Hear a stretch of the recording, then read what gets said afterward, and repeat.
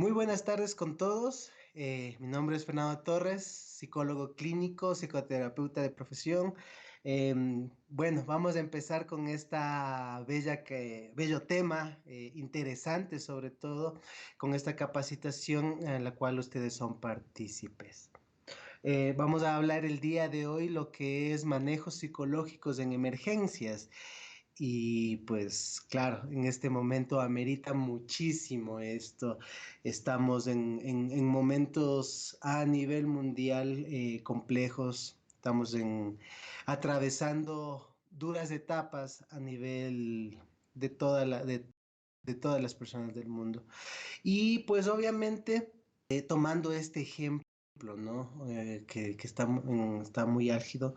eh, Tomando este ejemplo, la mayoría de personas ante las situaciones, pues obviamente lo primero que hace es cuidar de su salud física. Igual en la parte de los profesionales de la salud, se enfocan mucho en esto y pues de mi parte un agradecimiento muy fuerte, un gran abrazo, millones de aplausos hacia el personal de salud del cual ustedes son parte, que están trabajando en estas situaciones y pues permitiendo que las personas puedan en lo que amerita poder reponerse y recuperarse. Me gustaría hacer un poco de énfasis en esta parte porque nosotros escuchamos actualmente a nivel global que las políticas, las directrices, las posiciones que nos pone la Organización Mundial de la Salud, los estudios, los científicos, etcétera, etcétera, etcétera, mucho cuidado en lo que es justamente la parte física, ¿no? Lavarse las manos, utilizar mascarillas, cambiarse de ropa, no estar en contacto no estar mucho en la calle, evitar salir de las casas, etcétera, etcétera. Y obviamente eso está para evitar el contagio y por supuesto evitar que la contaminación, la infección continúe. Una de las directrices obviamente ha sido el aislamiento que es la mejor arma, si puede utilizarse este término, para combatir al COVID-19. En, en- en este punto, eh, es importante analizar algunas cosas. A pesar que es lo que sugieren los especialistas para evitar que la contaminación, que la infección, que la enfermedad, como quieran llamarlo, se siga propagando, resulta que esta situación también está generando a nivel de las personas algunos cambios. Eh, He iniciado la introducción con esto porque algo que nosotros no tomamos en cuenta o al menos en ese instante es justamente la parte psicológica de las personas. ¿Qué pasa con las personas? ¿Cómo se sienten las personas?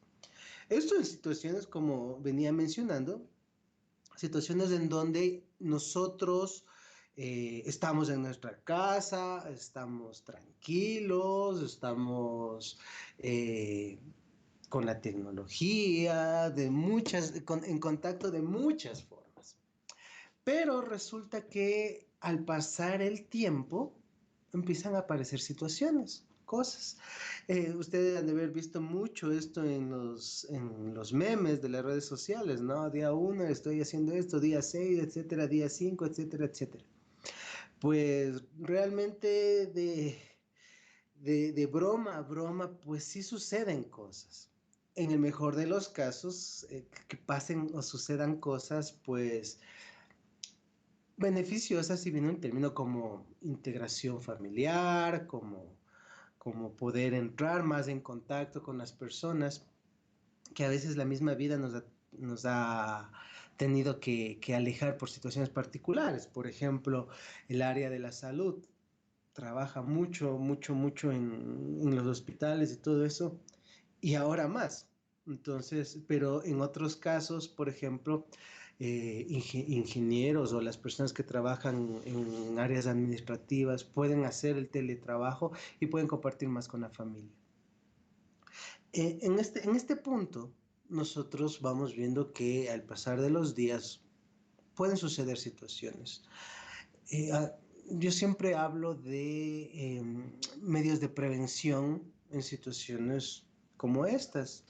Y ya vamos a entrar un poco en estos temas porque es parte de esto, es parte del manejo psicológico de una emergencia. Esta es una emergencia, ustedes más que yo lo saben. Esta es una situación de emergencia y es algo que no nos habíamos enfrentado nunca. Es algo que no es común. Y me gustó iniciar con esta parte porque Ecuador, nosotros hemos vivido anteriormente, hace algunos años atrás, una situación de emergencia, un desastre natural como fue el terremoto. Todos recordamos y me imagino que todos eh, podemos o tenemos esa imagen de qué sucedía, qué estábamos haciendo en ese momento en que se dio el terremoto.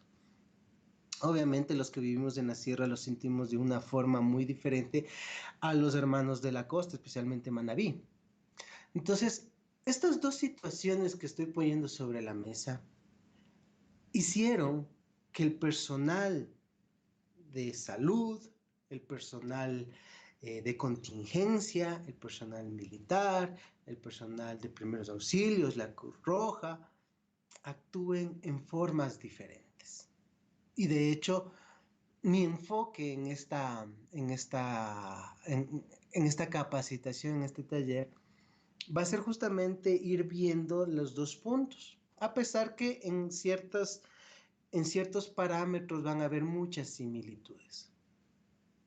No es lo mismo, no es lo mismo estar en la situación, la zona cero, creo que así se lo llama, mil disculpas si no es así, digamos, de donde fue el epicentro de un terremoto, a que existan varios puntos, cientos de puntos como zonas de riesgo, zonas de peligro, situaciones de alerta roja máxima, como quieran llamarlo, como son los hospitales. En este caso, en el caso del terremoto, pudo haber sucedido las dos al mismo tiempo. En el caso de la enfermedad del coronavirus, en cambio, se está dando puntos focalizados, pero muy fuertes, como es la zona del Guayas, como es Pichincha, que son las dos provincias que están con más índice de, de, de, de personas infectadas, ¿no? Entonces, aquí a lo que voy es que hay que tener justamente una visión muy, muy, muy, muy amplia de cómo es el manejo psicológico en emergencias. Ustedes son expertos en la parte física, en qué hay que hacer, y obviamente tenemos que entender que hay situaciones en las que necesitamos tener o aplicar estos conocimientos porque vamos a requerirlos. Ok, ¿qué es una emergencia o qué trae una emergencia? Las emergencias y desastres traen como consecuencia perjuicios a las personas afectadas, tales como daños físicos, daños económicos, daños morales y daños psicológicos. Todos estos se van presentando en distintos momentos, ¿no es cierto? Los daños físicos pueden ser en ese instante, ¿no es cierto? Un accidente de tránsito, por ejemplo, o un bus, digámoslo así, que van 40, 50 personas, tiene un accidente, van a tener en simultáneo varias personas con daños físicos. La parte económica, pues eso se determina una vez que ya nosotros solucionamos los temas más importantes. Por ejemplo, si nos ponemos a recordar después del terremoto, Los daños económicos que quedaron en las provincias fue muy alto, y eso en donde fue el epicentro. En otras provincias cercanas, a nivel de carreteras, a nivel de infraestructura, hubo mucha pérdida económica. Pérdida económica con lo que estamos viviendo del coronavirus, eso lo vamos a ver después, pero ya se siente, uno ya sabe que muchas personas, por ejemplo, que viven de sus negocios, cadenas de restaurantes, hoteles, en bazares, van a verse perjudicados significativamente por este aislamiento. La parte psicológica, la parte moral, por ejemplo, eso, daños morales dependiendo de las situaciones o dependiendo del contexto, ¿no?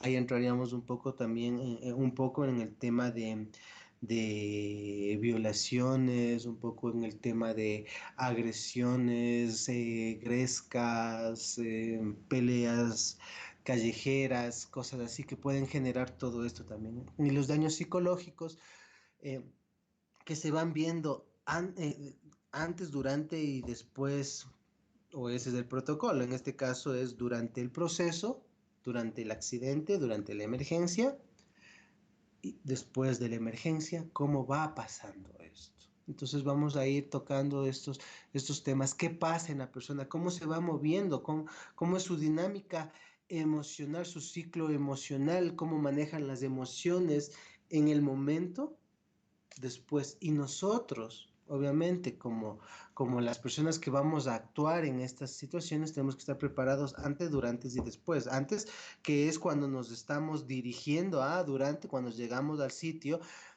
y pues obviamente después, cómo vamos viendo la situación, cómo va avanzando, ¿no? Erickson señalaba que un trauma individual es un golpe a la psique que rompe las defensas de la persona de una forma repentina y fuerte, es decir, es un impacto brusco, un shock, algo que se produce en un instante determinado que evidentemente la persona no lo tenía previsto o no se imaginaba la magnitud de esto. Y se refiere a un trauma colectivo como un golpe a la trama social, o sea, rompe todo el contexto social en el cual se vinculaban, se desarrollaba, la gente se unía, se daña todo el sentido de comunidad que teníamos en ese instante. ¿Sí? Nosotros como ciudad tenemos una dinámica, Guayaquil tiene otra dinámica, y nosotros vemos cómo nos manejamos ante la situación, ¿no es cierto? Eh, Sin entrar en juicios ni prejuicios, Quito se maneja o se ha tratado de manejar con sus aciertos y sus errores, afortunadamente más aciertos, en seguir las normas y los protocolos que nos han señalado. Se ve que en cambio en la provincia del Guayas ha habido em, cierta fuerza para seguir estas instrucciones, cierta resistencia es la palabra, para seguir estas instrucciones, para acatar. Y pues vemos cuáles son las diferencias dentro de las dos provincias más importantes que tiene el país, sin desmerecer las otras, por supuesto. Entonces, nosotros vemos esto y nos damos cuenta cómo la comunidad se maneja, cómo es la forma de pensar. Somos un mismo país, pero pensamos totalmente diferente los guayaquileños y los quiteños. Pensamos totalmente diferente los quiteños que los cuencanos, y así. Entonces, nosotros tenemos que entender el contexto de la persona, el contexto del lugar donde se está dando la emergencia. Y dentro de los procesos que vamos a ir viendo, uno es que nosotros somos los que nos adaptamos a eso, no es al revés, ¿no? Entonces, la parte de emergencia psicológica con las personas a las cuales se ven afectadas, nosotros nos dirigimos y nosotros nos acoplamos a su contexto, no es al revés. Entonces, un daño o este tipo de golpes puede fracturar todo lo que está pasando en una comunidad, un terremoto o lo que estamos viviendo a nivel global en este momento. Como una manera, ¿no? de responder a una situación surge la psicología de emergencia, o así la denominamos, psicología de emergencia, estudio que es el estudio del comportamiento humano antes, durante y después de la situación de emergencia, justamente lo que les decía hace un momento, que es cómo nosotros debemos de actuar. Es difícil, es decir, ante situaciones que ocurren inesperadamente. Las principales funciones del psicólogo en situaciones de emergencia y desastres, perdón, es prevenir, planificar, intervenir y rehabilitar. Esa es nuestra función. Ahora, quiero hacer un señalamiento. Nosotros, o en el caso de los psicólogos, nosotros podemos intervenir de una forma determinada antes, durante y después de la situación, ¿no es cierto? Dando, obviamente, una planificación, una intervención, una rehabilitación a las personas que se hayan visto afectadas. Eso es dentro del área exclusiva de la psicología o de los psicoterapeutas, de los psicólogos clínicos. Hay la otra, que es los primeros auxilios psicológicos, que eso en cambio sí se capacita, sí permite capacitar a las personas que deseen, por ejemplo, guardia civil, emergenciólogos, médicos, enfermeros, inclusive profesores, gente que está o que desea, por ejemplo, personal de la Cruz Roja, voluntarios, ellos pueden aprender esto de los primeros auxilios psicológicos y eso nos permitirá poder intervenir, valga la redundancia, dentro de los contextos con mayor gente, ¿no? No está exclusivamente hacia un lado. Entonces, es justamente hacia donde nosotros queremos enfocarnos el día de hoy, hacia la parte de los primeros auxilios psicológicos, que es lo que les va a permitir en ese momento poder trabajar una emergencia. La Organización Mundial de la Salud menciona que aunque todas las personas que sufren una emergencia o desastre resultan afectados, de una manera u otra, en estas circunstancias hay una amplia gama de reacciones y sentimientos. ¿Eso qué quiere decir? Nos podemos estar en un auditorio para visualizarlo, ponerlo más en contexto. Podemos estar en un auditorio, 20 personas, mismo lugar, misma hora, misma situación. Y se produce, qué sé yo, un terremoto, un incendio, ya, pongámosle un incendio. ¿Qué sucede en ese momento? Cada uno va a empezar a reaccionar de maneras diferentes. ¿Por qué sucede esto? No es que cada uno quiera hacer lo que le parezca, ¿sí? O lo que desee en ese momento, sino más bien su sistema nervioso y su cerebro empieza a trabajar según lo que conoce. Esto es mucho más complejo, evidentemente, pero lo estoy poniendo de una manera más simple y didáctica. El cerebro va a mantener los recuerdos y van a procesarse cosas en milisegundos, ¿no es cierto? Entonces, también interviene mucho la personalidad de la persona. Entonces, resulta que ante esta situación hay personas que empiezan a ayudar a otros a salir. Eso es una. Viene dentro de la preparación, formación, forma de actuar, forma de accionar. Tiene que ver mucho aquí la inteligencia emocional. Hay otras personas que en cambio, en lugar de ayudar, empiezan a hacer un lado, a desplazar a las personas, pueden golpear a las personas que están al frente con tal de esas personas ponerse bajo seguridad o a salvo. Igual tiene que ver mucho con su personalidad, puede ser una persona muy impulsiva, agresiva tal vez, o muy temerosa.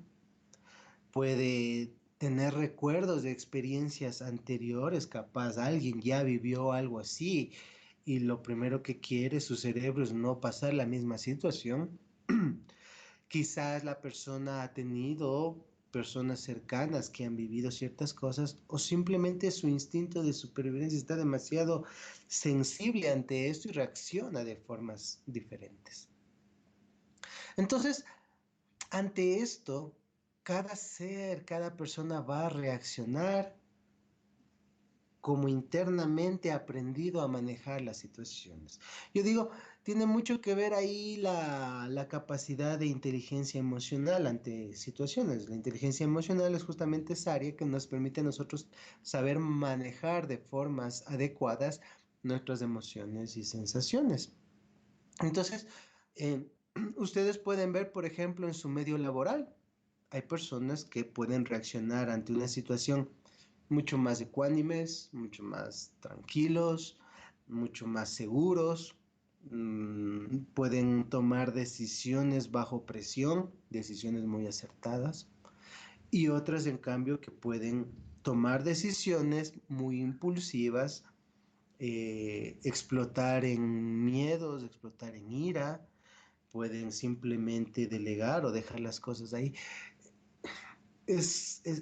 Uno mira cómo las personas van reaccionando, pero sobre todo tengo que entender cómo reacciono yo. Y esto les menciono porque es importante este tema.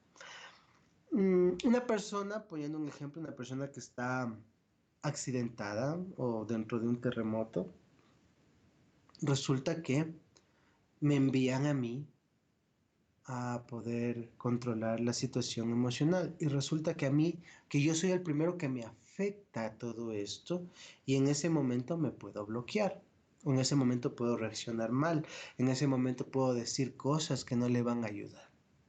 Entonces, para poder trabajar estas situaciones de emergencia, yo tengo que saber cómo yo puedo reaccionar ante una situación de emergencia. ¿Cómo es mi personalidad? ¿Cómo yo soy ante situaciones así? Si siento que la casa tiembla, yo ya estoy gritando y estoy afuera, posiblemente no pueda manejar una situación de emergencia.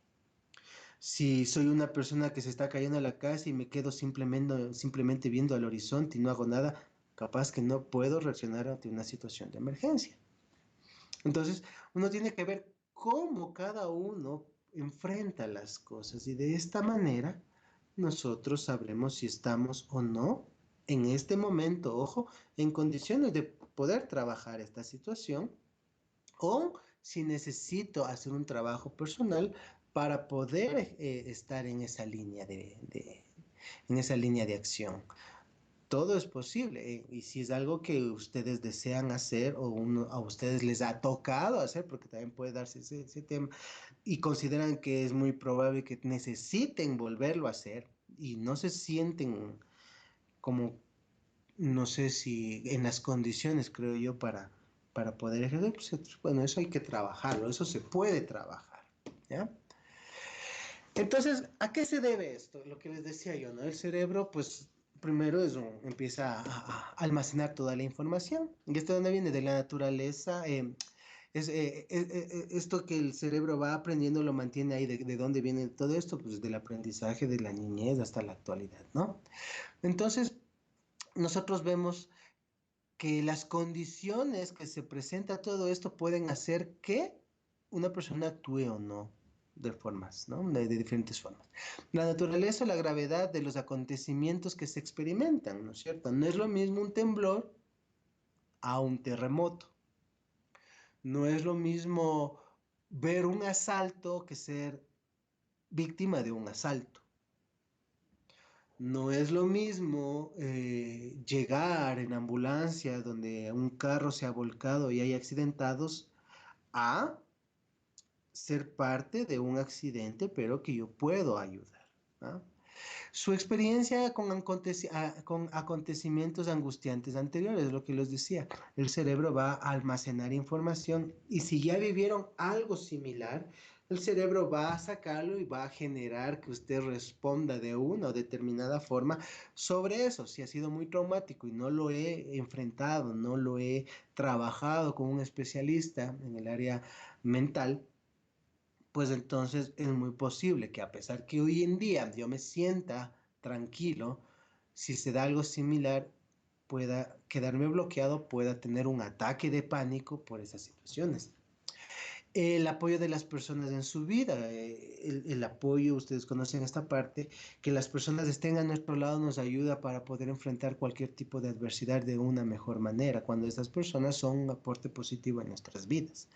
Su salud física, evidentemente, pues una persona de 25 a 35 años actúa o puede manejarse, en teoría, en mejores condiciones que una persona de 70 años, ¿no? Su historial personal y familiar de problemas de salud mental. Evidentemente, yo creo que en este tema que habla la Organización Mundial de la Salud se refiere a cuadros de trastornos de personalidad o inestabilidad, o si es que ha pasado por situaciones, por ejemplo, de depresión, cuadros de ansiedad, ataques de pánico, etcétera, etcétera. Las personas o familiares, porque evidentemente si hay antecedentes, nosotros podemos tener la predisposición para que esto suceda, ¿no es cierto? Su historial, su cultura y tradiciones. ¿No? Esto es curioso porque eh, las personas actúan de diferente forma según cómo miren el mundo, y eso es lo que estábamos hablando hace un rato. Y la religión, ¿no es cierto? La forma de vivir, eso va a influir. Poníamos los dos ejemplos justos de Guayaquil y Quito, cómo están enfrentando esto del COVID-19, eh, pero, pero eso solamente cultural. Ahora, por ejemplo, hay personas que son muy religiosas, creo que ya un poquito hacia el fanatismo, si somos un poco exagerados, pero ellos van a tomar esto de una forma diferente. Ellos van a ver como el apocalipsis y posiblemente estén atravesando un cuadro de pánico, un trastorno de pánico. Pueden estar depresivas, pueden sentirse culpables, etcétera, etcétera, en base a sus creencias religiosas. Puede tomar una persona que tiene hipocondría terriblemente, por supuesto. O sea, ya dependerá, ¿no? De cómo manejan interiormente esto. Mm, Su edad. Por ejemplo, los niños de diferentes edades reaccionan de distinta manera. Eso es verdad. Un niño, eso leía el otro día, que un niño había entendido esto de la manera más simple y de la manera más acertada dentro de su capacidad, ¿no es cierto? Que decía que él decía que el coronavirus va a llegar y al ver que las personas no están por 2 semanas, se va a ir porque como que se va a aburrir. Algo así es la historia. Y pues en su inocencia, pues entendió mejor que muchas personas adultas. He escuchado a personas adultas que dicen que esto no le da o que en la costa no da porque hay mucho calor, que solo viaja en las noches porque el clima le permite, que en las mañanas no se mueve.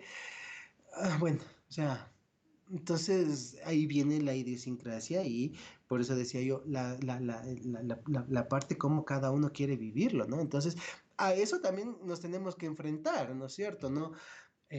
Voy a tomar una religión, bueno, creo que todos lo conocemos, no voy a dar nombre de la religión, pero que prohíben transfusiones de sangre. Hay un accidente. Ustedes, como especialistas, saben que necesita hacerse una transfusión de sangre, pero hay mucha sangre, pero necesitan una autorización y la familia no le da. Entonces, ahí nosotros nos damos cuenta que cuán fuerte puede ser sus tradiciones, su cultura y sus creencias. No sé, o sea, la persona, si se salva es, como dicen ahí, por milagro, por decisión de Dios, pero no permiten. Entonces, nosotros tenemos que aprender a manejar esa frustración de decir solo necesito una pinta de sangre o necesita unas 4 pintas de sangre y la persona se salva seguro. Pero no, entonces tenemos que, no sé, seguir otro protocolo en el cual le permitamos aumentar estas probabilidades. Entonces nosotros nos enfrentamos con todo esto y por eso es importante conocer las personas y el medio en el cual nosotros vamos a trabajar, ¿no? Dice, el objetivo principal de las personas, el principal de las intervenciones, perdón, es auxiliar a las personas que han sufrido una situación traumática, un accidente, un desastre, ayudarle a dar pasos concretos hacia el enfrentamiento con la crisis, la cual incluye el control de los sentimientos, de las emociones negativas, de los componentes subjetivos de la situación. Nosotros actualmente vamos a escuchar mucho a personas que van, o nos vamos a dar cuenta, mejor dicho, tal vez personas muy cercanas, que del optimismo a nosotros podemos conforme vamos viendo, ¿no es cierto?, el aumento de las personas contagiadas o enfermas, que ya es muy cercano, ¿no? No es lo mismo mirar la noticia y decir, wow, o sea, qué pena por Italia, qué pena por España. Claro, están al otro lado del continente, en otro continente. Entonces nosotros recibimos esa información, sí, tal vez con nostalgia, pero no con miedo. Cuando ya está aquí, empezamos nosotros a ver justamente la reacción de las personas del inicio cuando decimos chusa, sí, el primer caso, wow, todo el mundo sorprendido, todo el mundo se asustó, ahí nosotros pudimos ver cómo reaccionaron las personas, pero de manera impulsiva, ¿sí? No fue adecuada el proceso de reacción, desabastecieron todo, con la poca información, yo diría más por el miedo a que reaccionaron así.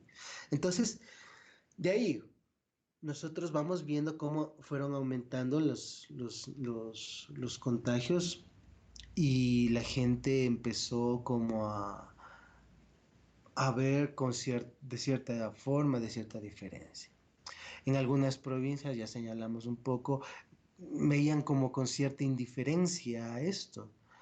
Y en cambio, puede haber, como les decía, podemos tener familiares muy cercanos que desde el optimismo, ay, ok, hay que hacer esto, hay que cuidarnos, hay que tener el alcohol, hay que lavarnos las manos constantemente, buscar información, a ver cómo sube y empezar a perder emocionalmente esa energía, esas ganas.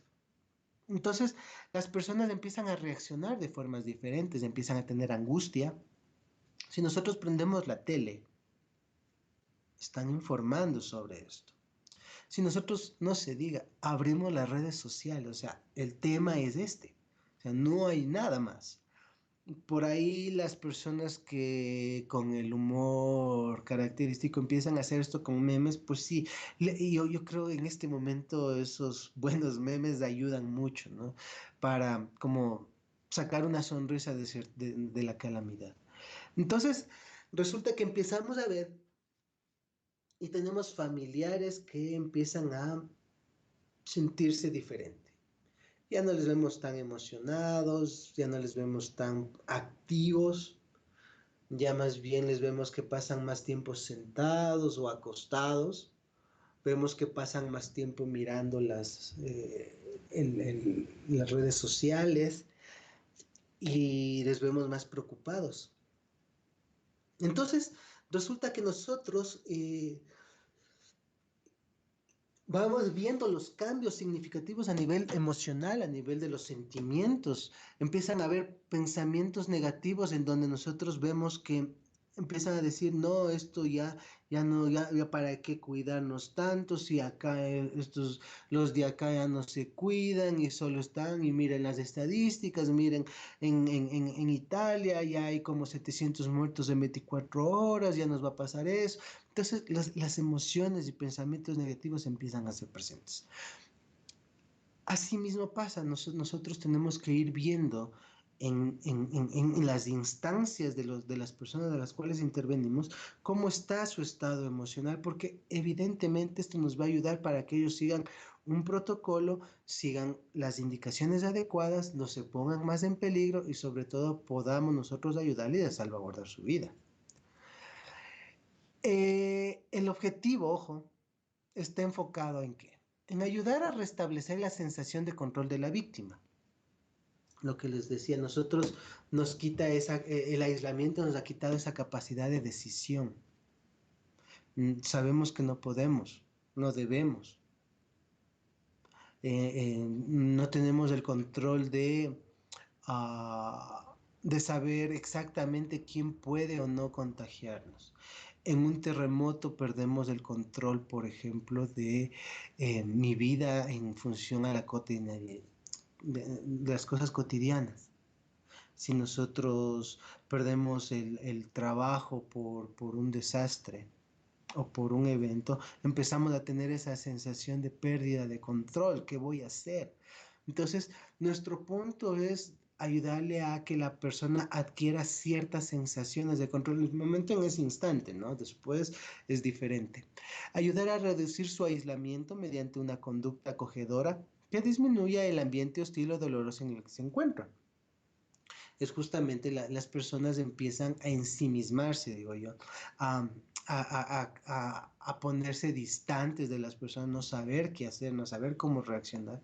Y nosotros tenemos que darle de cierta forma esa calidez, esa, esa sensación en la cual nuestra presencia les genere tranquilidad. Procurar disminuir los sentimientos de desesperanza e indefensión de las víctimas, ayudándolas a afrontar el presente y el futuro. Esto es importante porque ante situaciones de desastres, la persona no mira más que el desastre, valga la redundancia, y cómo era antes. Eh, no ven un presente real, por un lado, y por otro lado no ven futuro. O sea, sienten que ya no tienen nada y que ya no tienen por qué vivir. Entonces, esas son las cosas que nosotros tenemos que darles como base dentro del objetivo. Ahora, en términos, para entender un poco las diferencias, vamos a ver qué es crisis. Dice, es un suceso que amenaza el equilibrio emocional. Emergencia se resuelve con recursos médicos y otras asistencias locales especializadas. El desastre es suceso que afecta a una población y requiere movilizar recursos, infraestructura, existen pérdidas, víctimas, damnificados, grandes costes generales. Es decir, va incrementándose, ¿no es cierto?, la gravedad y obviamente va a irse incrementando la intervención. La catástrofe es un desastre masivo que supone movilizar grandes recursos humanos, materiales y de coordinación. Eh, no sabría, no sabría decir si es que estamos o hemos estado en una catástrofe, pero sí puedo decir que se han dado desastres y que sí han afectado a nivel económico y se ha tenido que trasladar recursos. Capaz que sí en el terremoto. En este momento creo que a nivel mundial esto va a repercutir y puede ser un desastre, una catástrofe económica. Espero que no sea en vidas, pero puede darse eso también. Y nosotros tenemos que entender, dependiendo de la situación, en el contexto en que nos encontramos, cómo actuar frente a esto. En términos, digamos, saliéndonos un poco de estos polos, eh, si nosotros vemos, por ejemplo, la parte del día a día, vamos a encontrar crisis en personas que se accidentan, que por el accidente han perdido o han tenido una pérdida de algún miembro. Puede darse una situación dolorosa en la cual un miembro de familia ha fallecido. Puede darse un momento de crisis, un momento momento álgido, por ejemplo, cuando una persona ya le diagnostican definitivamente que sigue una insuficiencia renal. Entonces nosotros vamos viendo cómo ir aplicando de cierta forma estos protocolos, ¿no es cierto? Ahora, nosotros cuando hablamos de emergencias o desastres implica mucha fuerza de impacto. Entonces, creo que es importante que nosotros conozcamos esto, pero también esperemos no tener que aplicarlo, ¿no es cierto? Dice, las características necesarias en el personal interviniente de un accidente, desastre, catástrofe o emergencia. ¿Qué características debe tener la persona? Es decir, nosotros al menos tenemos que tratar de desarrollar estas condiciones. Una de estas es la capacidad para el trabajo no estructurado. Es decir, hay personas que por su personalidad o por sus condiciones tienen, tienden a hacer las cosas muy organizadas, como muy en cuadrantes, ¿no es cierto? Muy en horarios, en estructura. Pero un desastre no te permite eso.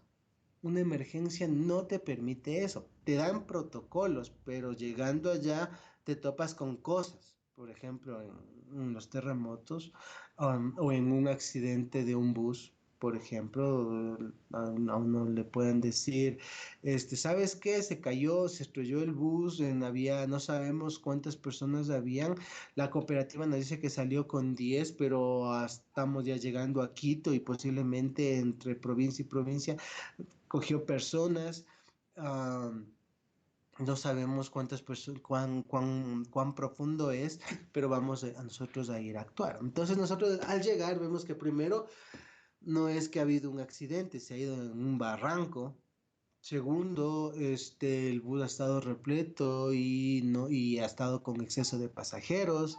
Tres, resulta que el bus, aparte de eso, fue embistiendo otros autos que eso nunca nos avisaron. Cuatro, el bus está muy cerca de una zona de deslave o qué sé yo, muy cerca del río que está creciendo por la lluvia, etcétera. O sea, entonces nosotros ahí vemos que no hay algo estructurado y para yo poder trabajar en este tipo de emergencias, pues obviamente tengo que tener esa capacidad de cambio, ¿no? Esa capacidad, como vemos más abajo, de adaptación y flexibilidad para poder trabajar en un lugar no estructurado. Tolerancia a la frustración. Más allá de lo que pasa con el personal, con los accidentados, em, la frustración puede darse por la falta de recursos. Por ejemplo, cuando yo solicito que me envíen, qué sé yo, más camillas, cuando yo solicito que me envíen más insumos médicos, cuando yo solicito que me envíen más 3 ambulancias al lugar, cuando, cuando ya el hospital está sobresaturado y no tengo dónde poner a nadie y me siguen llegando pacientes. Entonces, yo me puedo frustrar por varias circunstancias y tengo que reconocer eso en mí. Tengo que poder manejarme en ese momento, que no quiere decir que no siento, no deba sentir. Quiere decir que en ese momento tengo que actuar, tengo que manejarme para eh, poder trabajar en ese instante y después pues poder yo solventar, sobrellevar mis emociones particulares. La sociabilidad, la escucha, la empatía y comprensión. Em, yo creo que esto es básico y esto yo creo que debería no solo ser características de las personas que trabajan en emergencias o en situaciones de emergencia, sino debe ser parte de toda persona que da un servicio, ¿no es cierto? Ser sociable cuando uno llega a un lugar, cuando las personas le reciben a uno con empatía, con una sonrisa, cuando me tratan qué sé yo, por mi nombre, con educación, etcétera, etcétera, uno se siente bien. Uno siente que realmente en este lugar les interesa cómo yo me siento. Y eso va a generar que yo esté más emocionalmente más manejable. Ojo, ¿ya? No garantiza nada, pero sí aumenta las probabilidades de que yo esté mucho más manejable, con un mejor estado anímico y con una mejor predisposición a. Si a mí me escuchan, ¿no es cierto? Yo siento que que la persona me está poniendo atención y le interesa lo que a mí me pasa. Es así de sencillo. La empatía es esa capacidad de que alguien, esa capacidad de yo entenderle a la persona cómo se siente, entenderle que está atravesando una situación, entenderle que esto va a ser doloroso para esa persona. Y obviamente esto acompañado de la comprensión de que la situación va a generar cambios en su vida, por ejemplo. El que nosotros aprendamos a escuchar eh, las, las personas dirían que esto es del día a día, pero realmente las personas hoy son buenas para oír, pero no para escuchar, así como las personas son buenas para expresar o hablar, pero para no comunicar, o sea, no son buenas para comunicar. Y eso es importante en nuestro trabajo. ¿Por qué? Porque nosotros tenemos que darle esa sensación a la persona que esté tranquila. Tenemos que darle esa sensación a la persona que esté, que sepa que nosotros estamos ahí para ayudarle. Como les decía al inicio, nosotros nos vamos a enfrentar con diferentes circunstancias y diferentes personas. No porque una persona en un momento determinado esté en shock o esté tranquila, no quiere decir que no pueda volverse reactiva y nosotros tenemos que aprender a ver esas reacciones. En otros casos nosotros vemos que la persona de por sí es violenta. Me viene a la mente justo un caso que recién nomás hubo de una persona, creo que fue en Otavalo, no estoy muy seguro, donde le indicaban que primero no podía parquearse porque era una zona de descarga, creo que era cerca de un mercado o algo así. Y la otra es que que lo ideal es que esté en la casa por esta situación de la emergencia sanitaria. Y la persona reacciona re mal. O sea, ahí uno puede ver que las personas pueden ser impulsivas, agresivas, etcétera. Y tenemos que estar listos para eso, o sea, entender que puede haber ese riesgo para nosotros, ¿no? Entonces, esta persona reaccionó primero tratando de golpear a la gente de tránsito, me parece que era, y ya cuando le separan, el agente de tránsito estaba notificando la placa para que sea multado o algo así, y el conductor, este señor, arranca y de lo que se entendió, pues le embistió, ¿no? Le atropelló. Después la historia terminó diferente porque le capturaron, pero ahí uno ve en las personas esa carencia de inteligencia emocional que siempre yo pongo en énfasis. Esa incapacidad de autocontrol y ese dejarse llevar por los impulsos.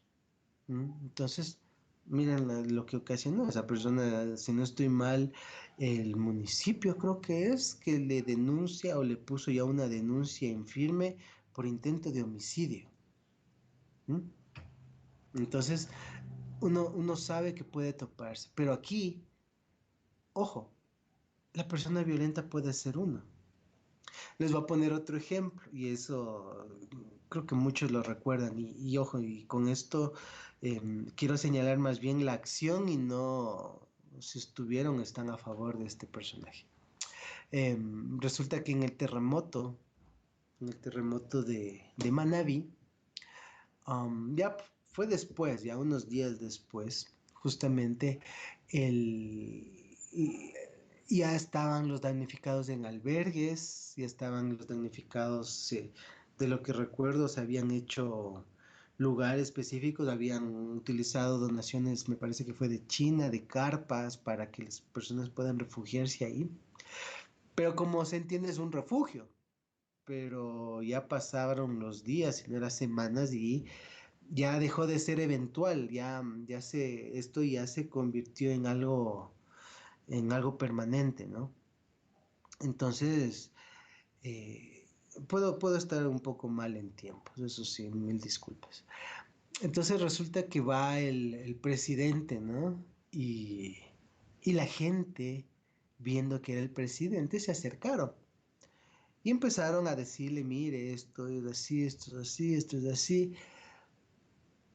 Y entiendo que las personas ya estaban frustradas de la vida que tenían. Eh, Entiendo que no debe ser fácil, ¿no? Haber tenido una casa y después no tener dónde vivir, entiendo esa parte. Entiendo que convivir con personas que, de lo que recuerdo, se robaban entre ellos cosas, había peligros con los niños por violaciones, etcétera. O sea, no era fácil la vida. Entonces se acercaron donde el presidente y le decían, señor presidente, necesitamos esto, estamos cansados. Y entre que le decían las cosas, me imagino que sí hubo alguna persona que lo dijo de una forma grosera. ¿Quién no quita que también le soltó algún insulto?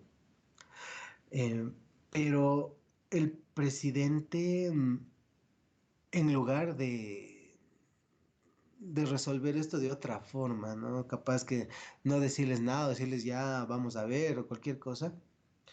Se regresó y les dijo, al primero que se me queje lo meto preso.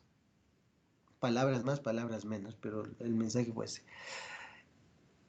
Entonces, como damnificado o como víctima de un desastre, es posible que ese mensaje o sea, lo tome de varias formas, desde la comprensión hasta el de no les importamos, ¿no es cierto?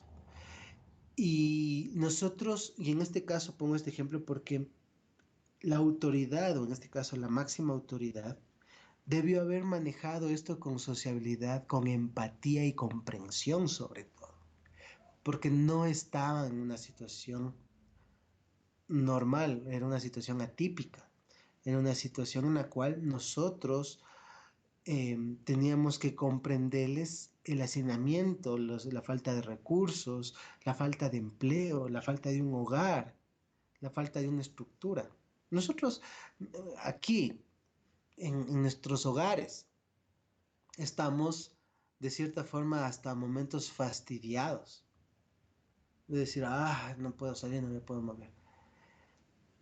No sé si sea tan real, la verdad, nunca, yo no estuve allá en Manabí en esa época, pero me decían algunas personas que tenían que permanecer ahí porque donde se iban o hacían algo diferente y dejaban eso ahí, si no es que se les robaban las cosas, ya no encontraban la carpa, o sea, ya había alguien que se tomaba posesión de eso. Entonces ellos tenían que estar ahí todo el tiempo cuidando las pocas pertenencias que tenían y aparte de eso con el miedo a que pueda pasar algo. La frustración de que no tengo nada. La frustración de que lo perdí todo. El dolor si perdió a familiares. Y el ambiente que era realmente hostil. Y no me refiero por la situación en particular con la autoridad, sino que el ambiente era fuerte. El olor que había alrededor era olor a muerto. Entonces, si nosotros recordamos o somos un poco empáticos en eso, nosotros podemos entender que estas personas vienen con una carga emocional muy fuerte y algunos lo pueden manejar de una u otra forma. Muchos van a ser agresivos, muchos van a estar en cuadros depresivos y nosotros en este caso tenemos que tratar de comprenderles y no ser los primeros sancionadores o los primeros que juzgan la situación con ellos. A mí me ha pasado que cuando he llevado a un familiar a X hospital público, el trato no ha sido con la mayor cordialidad. ¿Ya? Entonces, hay esa imagen que uno tiene de esto, y por otro lado, la sensación de que aquí no importamos. O sea, ¿por, por qué lo público tiene que ser así? Por ejemplo. Y que no pasaría en un hospital capaz privado, capaz, digo yo, no sé, en donde hay un departamento donde me puedo quejar, en un departamento que puede hacer un seguimiento, etcétera, etcétera, y que de cierta forma al hospital le conviene que yo tenga una satisfacción para volver allá. Entonces, no necesariamente es que le importe a la persona, pero sí le importa en la medida de que un cliente es un cliente. Entonces, esa imagen es la que nosotros tenemos que tratar de no dar. Y esto les digo es porque de cierta forma por algo hemos elegido la carrera de salud, la carrera de enfermería, el área médica, o sea, porque hay esa vocación de servicio, esa necesidad o esa satisfacción en el término de ayudar, de servir. Y obviamente sabía que iba a tener situaciones así, ¿no? Entonces, creo que es importante reformular un poco. Yo digo, cuando el trabajo en el que yo estoy ya no me apasiona, tengo que reconsiderar hacer otra actividad. A veces no es el trabajo en sí, es el área en el que me estoy desempeñando. Pongo un ejemplo y capaz que me equivoque, mil disculpas. Pero, por ejemplo, una persona puede sentirse súper bien trabajando, qué sé yo, en el área de UCI, pero en el área, qué sé yo, de quemados, ¿no? En el área infantil no quiero ni pisarlo. A mí me pasó eso cuando yo estuve en mis prácticas, cuando pasé por el hospital.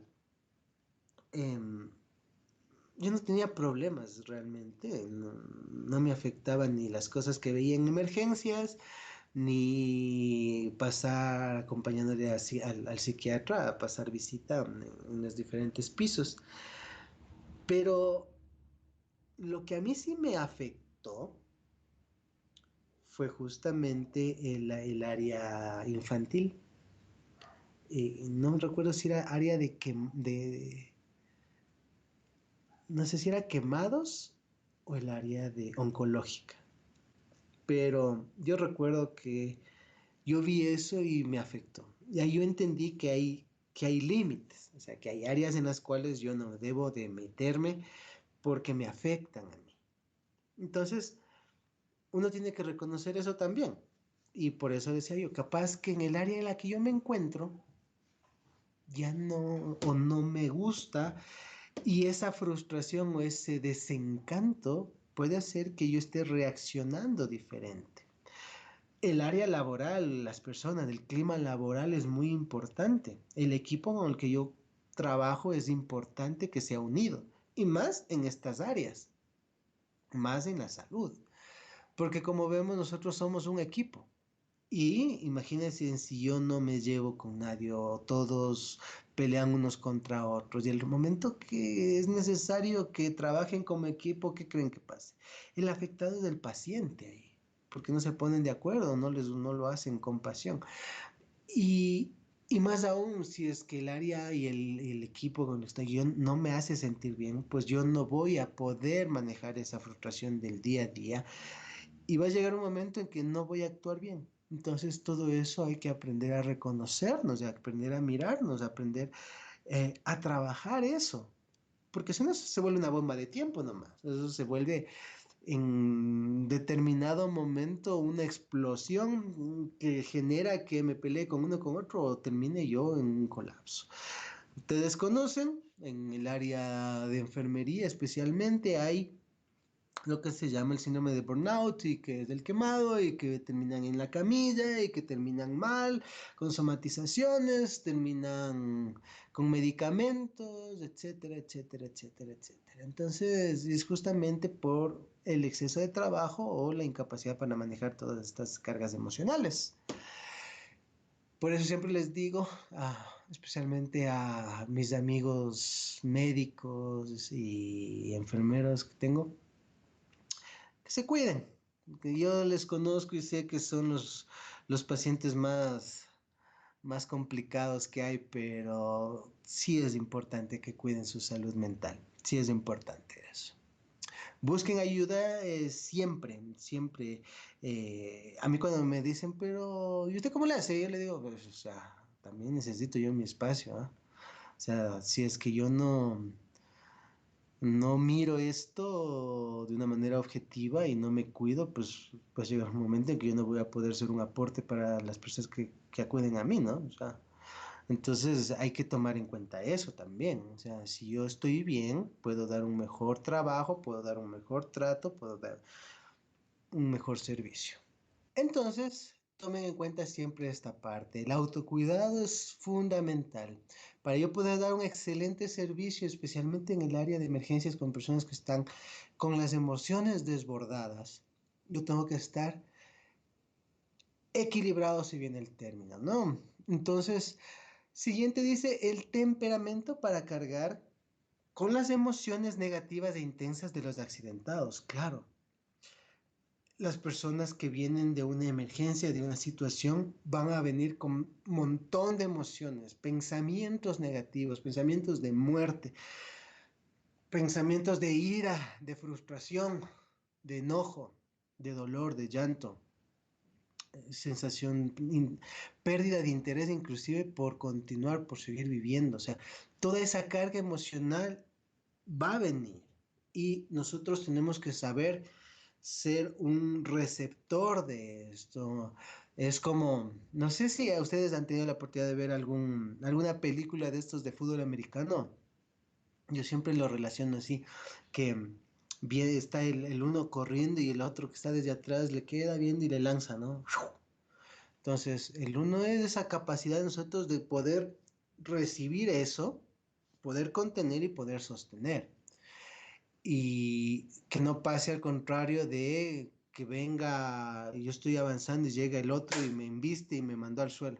Entonces, puede ser, ¿no? Por eso es importante nosotros saber en qué situaciones podemos manejarnos, ¿no? Que somos mejores o que podemos tener mayor equilibrio para poder reaccionar.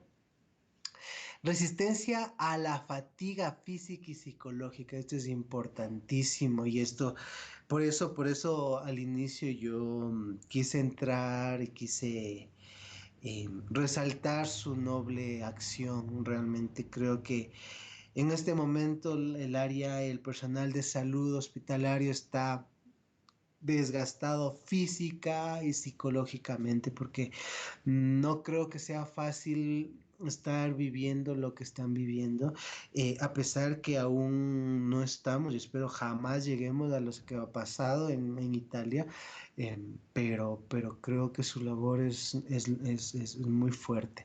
Entonces, esta resistencia que ustedes saben cómo es, esta resistencia a pasar jornadas completas, moviéndose, jalando, levantando, guiando, trayendo, interviniendo muchas veces, ayudando, los médicos suturando, reaccionando, medicando, revisando, etcétera, etcétera, etcétera.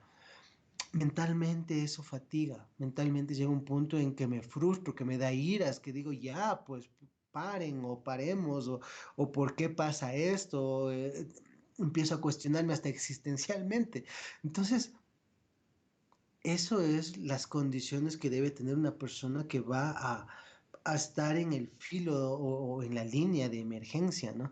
Porque no es fácil, no es fácil y yo creo que eh, inclusive médicos saben que no es fácil y no están en esa línea. Tiene que tener características muy, muy, muy importantes, significativas sobre todo, ¿ah? Dice, Capacidad de trabajo en equipo. Es lo que mencionaba hace un momento. Si nosotros no nos llevamos como equipo, pues como equipo no vamos a poder ayudar a un paciente. Alguna vez escuché, no, es que cada uno sabe lo que hace. Posiblemente sí, pero en una situación particular X necesito hablar, necesito comunicarme, necesito direccionar, necesito ser un aporte en esto. En algunas charlas que yo he dado hacia el área de liderazgo, ahí les digo mucho de esto, y es que eh, el líder no necesariamente es el jefe, ¿no? El líder no necesariamente es el, el gerente, el líder no necesariamente es la persona que está a cargo de un servicio, es el jefe. El líder es diferente. El líder es no necesariamente esa persona, el líder puede estar dentro del equipo, puede ser el subalterno, puede ser parte del equipo, como digo yo, y que guía a los otros y les motiva justamente a poder salir, ¿ya? Que les lleva a poder salir de esto. Entonces, que les permite avanzar, que les da sugerencias, que les motiva constantemente, que les hace ver las cualidades, los beneficios. Lo ideal es que sea la persona que está a cargo, sí, pero no necesariamente de esa persona. Como yo digo, muchas veces los que están a cargo cumplen la función de jefes, que es decir, dar órdenes, gritar y se acabó. Decir si no se hace así, pues simplemente se va. Hay situaciones y situaciones y hay situaciones en las que hay que ser firmes, evidentemente, porque, por ejemplo, en emergencias, yo tengo que ser claro en el mensaje que doy. Tengo que ser firme porque hay personas que pueden venirse, embestir, agredir y uno tiene que ser firme en la situación, tiene que tener el control de la situación. Pero no por eso tengo que yo ser la persona que les agredo a los damnificados o a las personas que han sufrido un accidente. ¿Ya? Entonces, eso es importante aquí, que nosotros entendamos que tenemos que tener la firmeza, el carácter para poder manejar la situación, pero que no implica que yo sea una persona déspota agresiva que de esa forma va a controlar la situación. No es lo mismo. Y la adaptación y flexibilidad, que era lo que señalábamos al inicio, que es lo que le va a permitir a esta persona em, ser más maleable, no sé si venga el término, si no sé si valga ese término, que esta persona se pueda adaptar, se pueda acoplar a la situación que se está dando y que va a haber cambios y que va a haber lo que estamos viviendo. Vuelvo a tocar el tema. De un inicio en el cual nos asustamos porque había una persona contagiada, al punto en que estamos llegando o sobrepasando los 1000, son dos situaciones diferentes, en dos contextos diferentes, con una carga de preocupación diferente. Y el trabajo, obviamente, puede haber un protocolo igual, pero la acción es diferente. ¿Mm? La capacidad de trabajo no estructurado y la adaptación a la flexibilidad son importantes en estos momentos, ¿no? Ok. Dice, ¿cuáles son los trastornos psicológicos inmediatos en una situación de emergencia? En plena situación de emergencia, es decir, en ese momento donde está sucediendo las cosas, ¿no es cierto? Dice, puede presentarse trastornos adaptativos como depresión, ansiedad o una mezcla de las dos, que sería el trastorno mixto. Trastorno de estrés agudo, que viene la ansiedad, embotamiento, desapego a la realidad, despersonalización y amnesia, reexperimentación y evitación, el síndrome de aflicción por catástrofe, que es tristeza, ira, ansiedad, nostalgia, síndrome de superviviente, que es la irritabilidad, la ira y la agresividad, ¿no? El trastorno disociativo, la emoción y el pensamiento. A veces mis emociones no son eh, coherentes con mis acciones o con mi situación, un montón de cosas pasan. Crisis de angustia o trastorno de pánico, creo que dentro de los más comunes que puede darse. Temblor, sensación de asfixia, dolor, pecho, náuseas, mareo, sensación de irrealidad. Aquí quería yo hacer un señalamiento. Nosotros utilizamos la palabra primero trastorno eh, y vemos aquí algunas características, pero, pero en la práctica, o sea, en las patologías para que se dé esto tendrá que pasar mucho tiempo, ¿sí? Pero utilizamos esta terminología más o menos para que nosotros podamos identificar ciertos patrones, ciertas situaciones, ciertas conductas, comportamientos, emociones que se pueden presentar en ese instante, que puede verse similar a esto. Hay cosas que sí, el estrés agudo, sí se presenta, el estrés postraumático, obvio que se presenta, la tristeza, la depresión se presenta en varias situaciones, como vemos en varias circunstancias, en varios síndromes o trastornos. Entonces, estas características que estamos señalando aquí son justamente lo que nosotros nos permite tener un panorama para poder actuar, para poder saber, ok, puede estar en esto, pero no necesariamente es que sea o se deba diagnosticar así, sino es un parámetro en el cual nos permitirá a nosotros tener delineamientos o parámetros, perdón.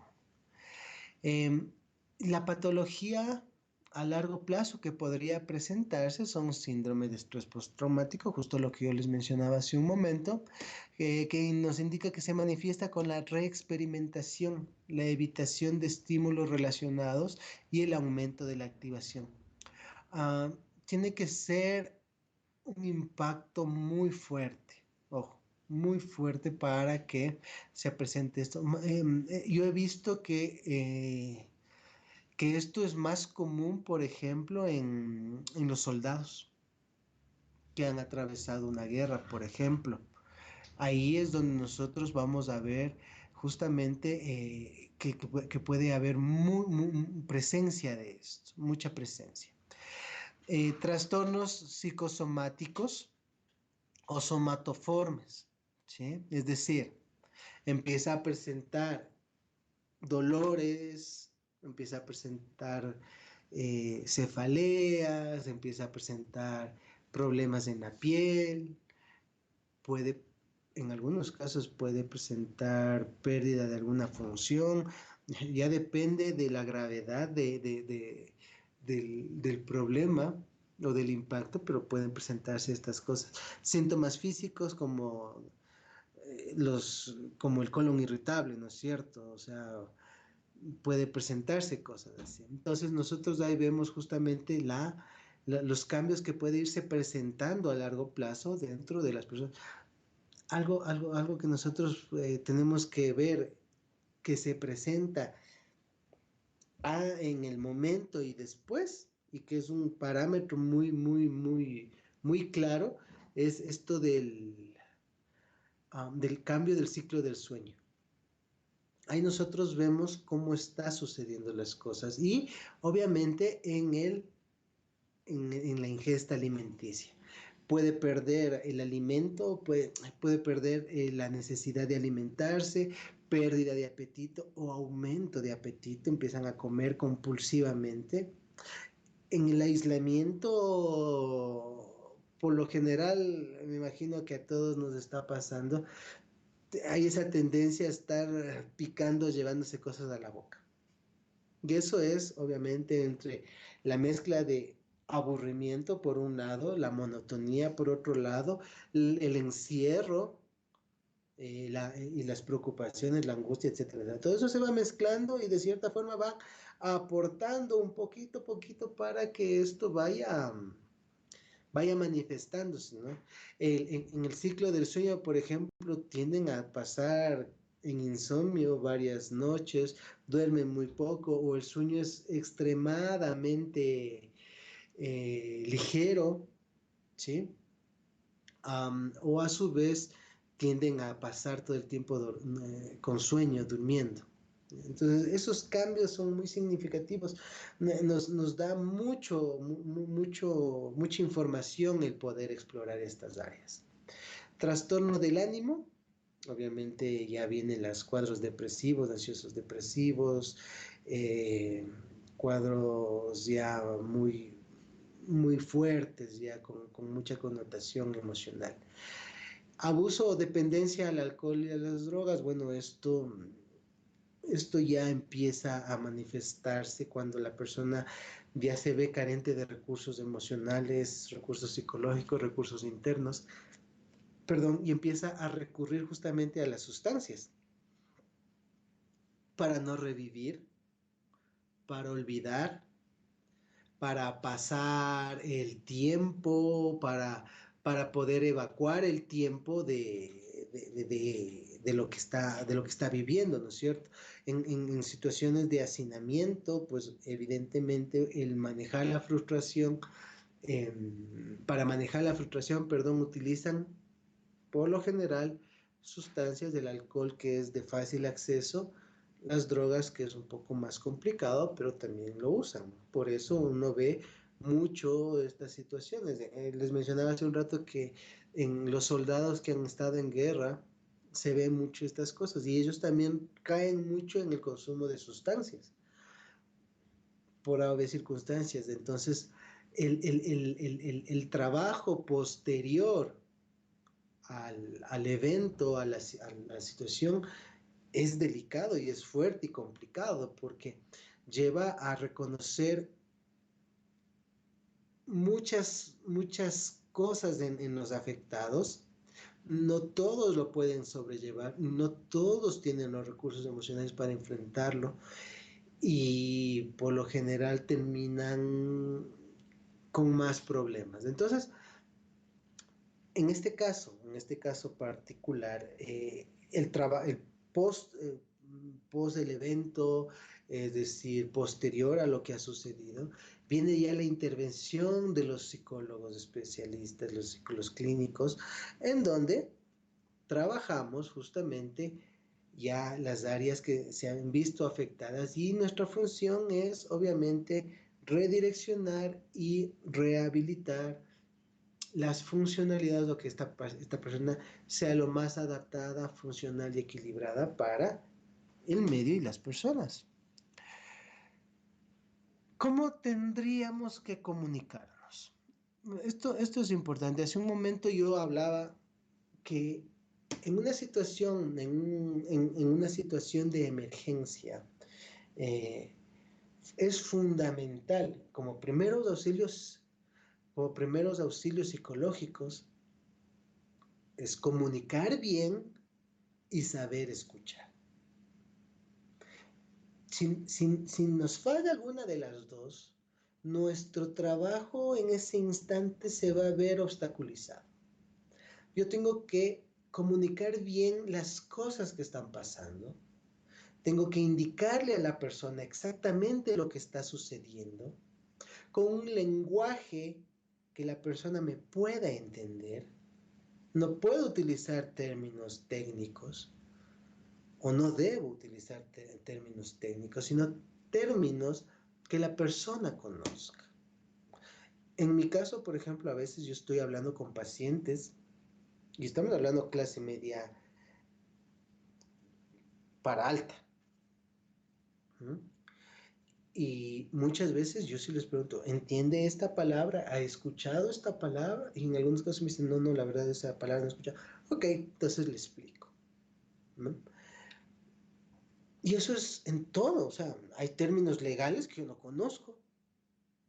Hay términos legales que puede venir un abogado y decirme, yo realmente no sé. Hay términos médicos que no tenemos por qué conocerlos, ¿no es cierto? Los informáticos, hay términos que ellos manejan y uno no sabe de qué están hablando. Entonces, cada carrera, cada profesión tiene su lenguaje, ¿no es cierto? Su lenguaje científico, su lenguaje técnico. Y no por eso yo deba de utilizarlo esto en una situación. Entonces, mi comunicación hacia las personas tiene que ser clara. Yo tengo que hacerme entender en un lenguaje simple lo que deseo o lo que espero que se dé en esa situación. Uno, saber escuchar cómo se siente esa persona, qué está pasando, va a tener preguntas, va a tener incógnitas, va a tener angustia, va a tener ansiedad, va a tener preocupaciones, va a querer saber qué pasa cuando damos un diagnóstico. La persona va a tener más dudas que verdades o que aciertos la persona no va a saber por dónde ir, qué hacer. Entonces va a preguntarnos y yo tengo que aprender a manejar eso. Entonces tengo que saber escuchar lo que la persona quiere, desea. Tengo que hacerme entender lo que espero, lo que necesita la persona. Saber ser empático como vimos, porque ahí yo le digo, yo sí sé o entiendo, mejor dicho, cómo la persona está viviendo ese momento. Y desde ese entendimiento, porque jamás vamos a poder sentir lo que está sintiendo esa persona, salvo que estemos en las mismas circunstancias, y aún así no, como en el ejemplo que puse del fuego, que cada uno reacciona de diferentes circunstancias, tengo que hacerles saber que estoy tratando de entenderle o que la comprendo, comprendo su situación, su dolor, entiendo que no va a saber en ese momento cómo manejar la situación, pero que si yo le explico, yo valido sus emociones, no la descalifico, no le digo, eh, ya póngase bien, no tiene por qué estar así, cosas así, la persona va a poder colaborar de mejor manera. Una vez escuché yo, y no sé si sea verdad, la verdad, y espero que no sea verdad,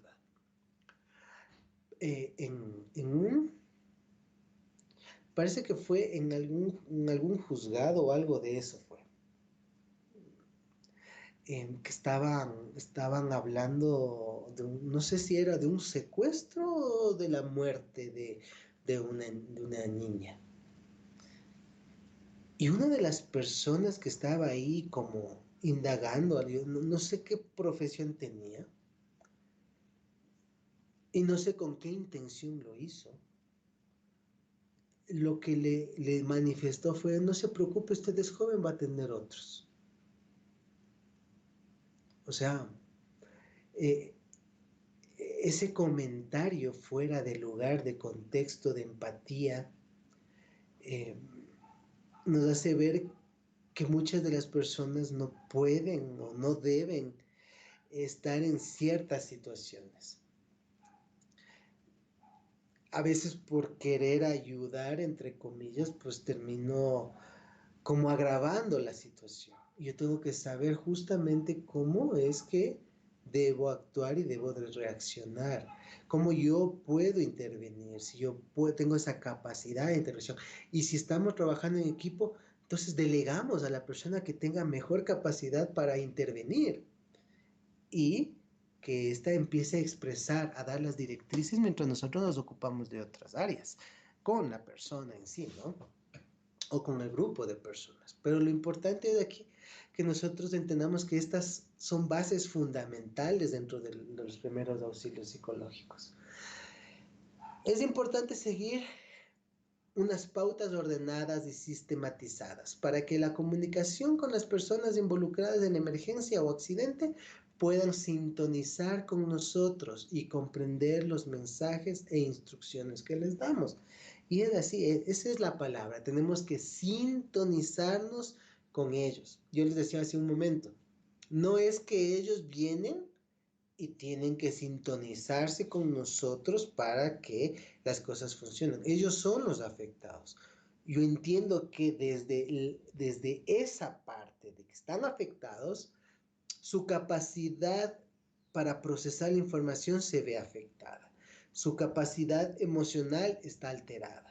Su capacidad de razonamiento está alterado, su capacidad de comprensión está alterado, su capacidad de respuesta física, emocional está alterado.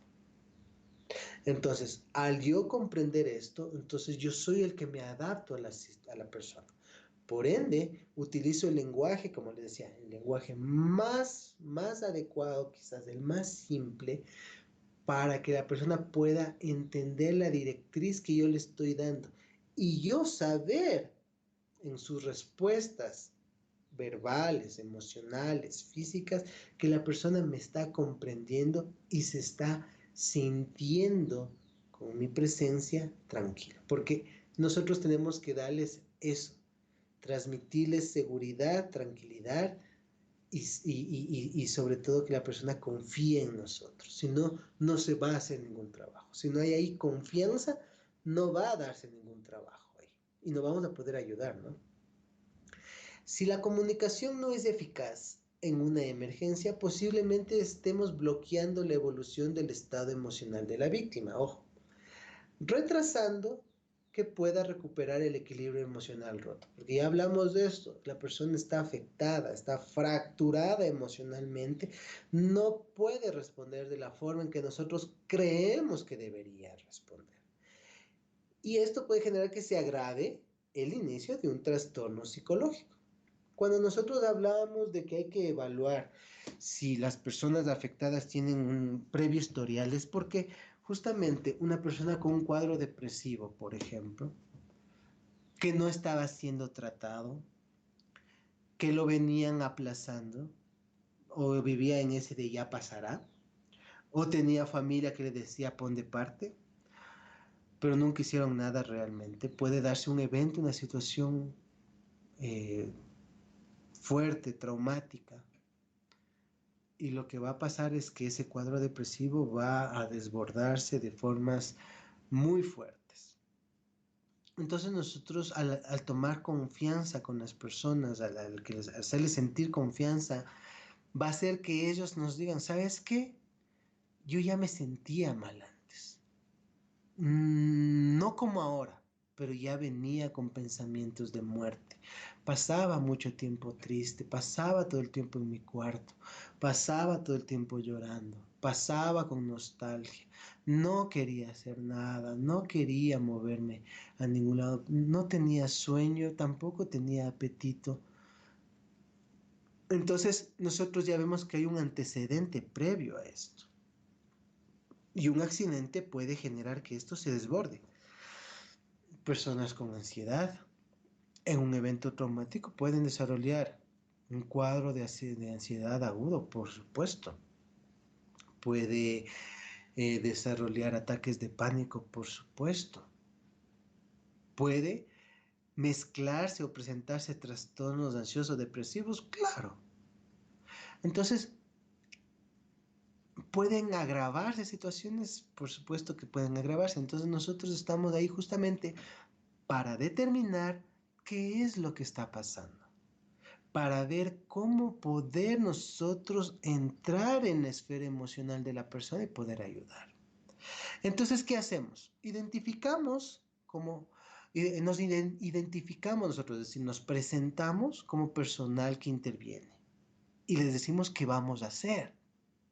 Entonces, cuando la persona entiende que yo soy parte de un servicio de salud y que estamos ahí para ayudarles, y les digo, mira, mi función es esta, yo estoy aquí para ayudarte, estoy aquí para servirte, estoy aquí para colaborarte, estoy aquí para escucharte, estoy aquí para acompañarte. Y le doy esa tranquilidad, la persona va a estar tranquila en mi presencia. Informar y dar instrucciones, lo que dije hace un momento.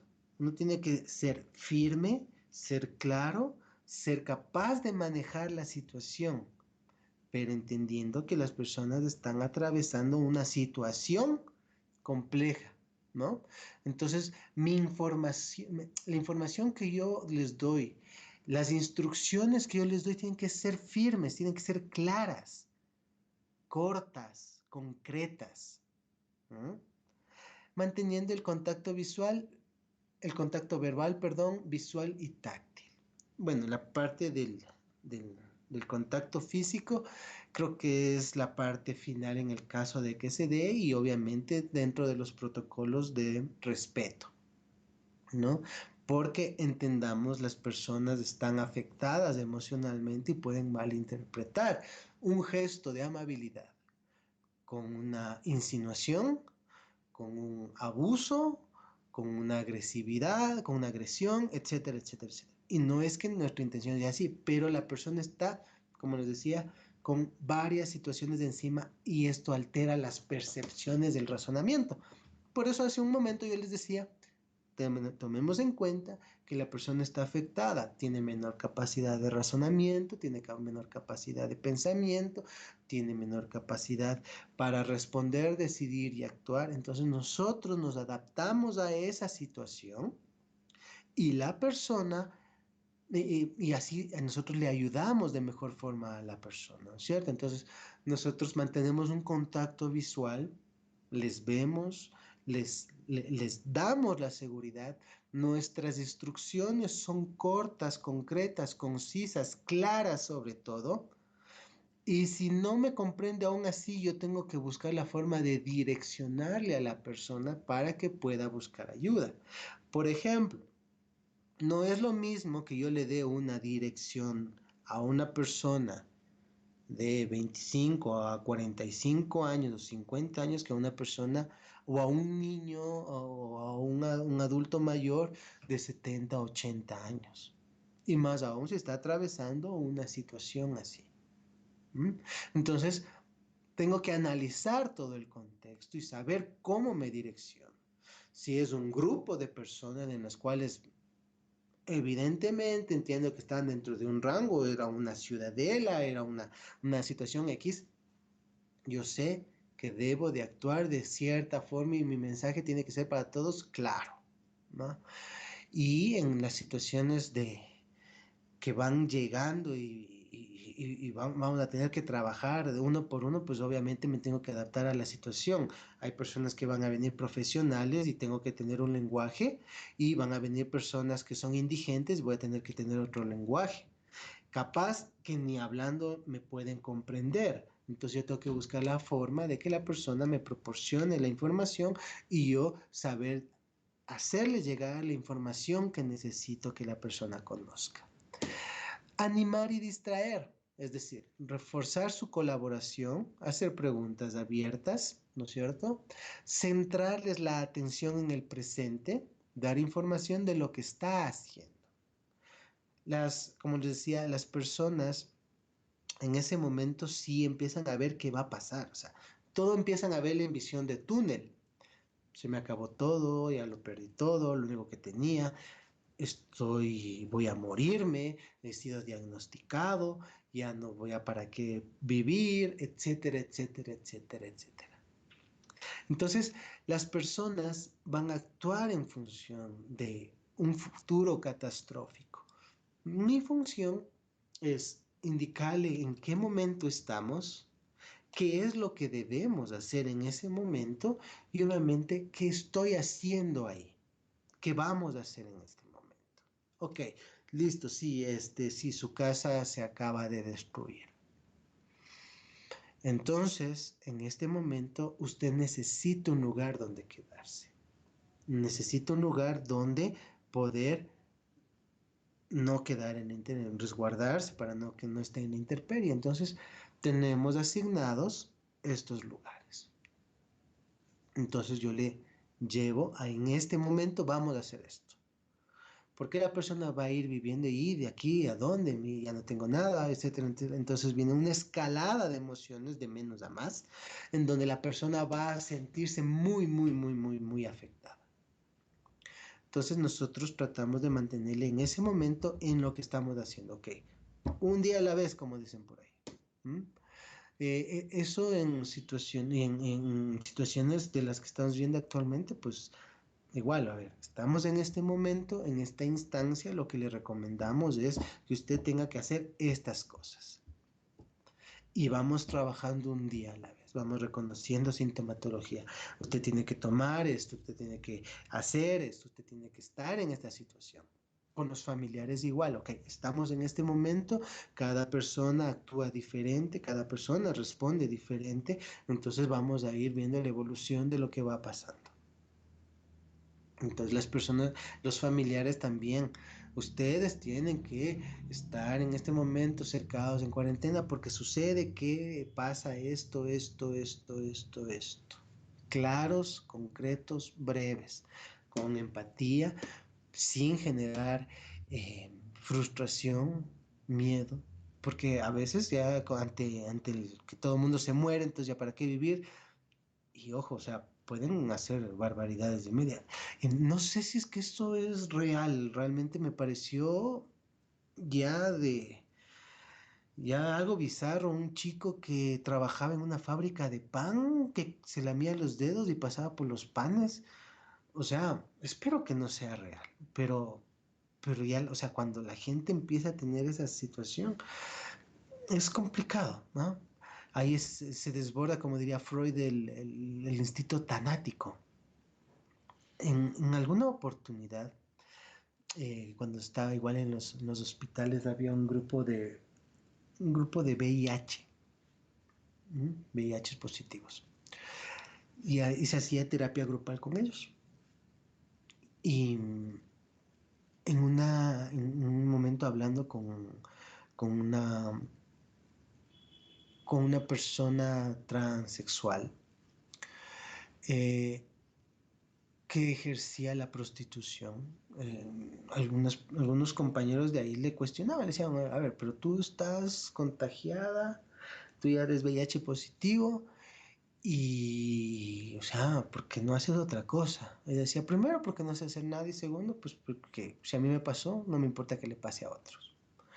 Entonces se desborda ese instinto tanático, ¿no? Entonces hay que tener cuidado de eso, hay que saber que cada persona puede reaccionar de una manera diferente ante una situación o una enfermedad. Y nosotros, nuestra labor es redireccionar justamente modificar esos pensamientos intrusivos, esos pensamientos negativos, esos pensamientos eh, distorsionados, esa ira interna, esa frustración, ese dolor capaz camuflado en ira. Todo eso es nuestra labor como psicólogos, trabajar con ellos. Pero obviamente hay un trabajo en el momento en que las personas son diagnosticadas y pues capaz que ese momento es crucial para que la persona tome una decisión en función de lo que le sucede, ¿no? Eh, puedo, puedo sentir que me dijeron con la mejor empatía y dándome esperanzas a que me dijo con todo el desgano que pudo y casi burlándose de mí, diciéndome que ya me voy a morir. Entonces, ese mensaje inicial es fundamental dentro de todo proceso. Y la otra es tranquilizar con conductas y actitudes. Si yo no le puedo decir a un niño, por ejemplo, cálmate, no va a pasar nada cuando yo estoy gritando, desesperando y me ve corriendo por todo lado y no sé qué hacer y lloro y me tiemblan las manos. O sea, no hay coherencia en que yo le diga a alguien cálmate cuando yo estoy primero en crisis. Am, no le puedo decir que yo le entiendo cuando ni siquiera le escucho o le veo cuando me habla, más o menos. ¿Mm? No puedo decir que le voy a ayudar cuando me busca y yo le doy vueltas o me voy para no encontrarme con esa persona. O le dije, ¿sabes qué? Si tienes un problema, escríbeme tranquilamente, yo estoy ahí para contestarte y resulta que me escribe y jamás respondo. Entonces, ese tipo de cosas tienen que ser, obviamente, con un nivel de coherencia y tiene que tener justamente la demostración en los gestos, en la actitud y en el mensaje que yo doy. La comunicación en los primeros auxilios, dice, es identificar y mantener un estilo de comunicación y una actitud calmada. Primero, para darles tranquilidad, nosotros le emitimos tranquilidad. No dar gritos, lo que hemos venido hablando, acercarse a las personas a las que deseen transmitirles el mensaje, evitar tomar decisiones precipitadas. Sí, eso es importante. Responder a lo que pregunten, sin alarmar, sin dar información que provoquen miedo o ansiedad. Si no sabes la respuesta, dilo y busca información para poder satisfacer las dudas y preguntas hechas. Y eso es verdad. A veces cometemos el error de pensar que como soy el profesional y me preguntan algo, yo tengo que saber todo. Y que si no sé, me invento, dicen por ahí. Pues no, no, no, no. Yo al menos les he dicho, o sea, pregúntame. Si en ese momento no sé la respuesta, la siguiente vez que nos veamos te aseguro que la voy a saber y te la voy a poder proporcionar. Entonces, no estoy dando una falsa imagen de todo o de todólogo, que es peor. Y la persona dice, wow, o sea, puedo confiar en esa persona que no me va a mentir, porque bien pudo haberme dicho cualquier cosa. Entonces, eso es importante. Importante qué transmito yo ahí, ¿no? Responder a lo que pregunten sin alarmar ni dar información que provoquen miedo y ansiedad.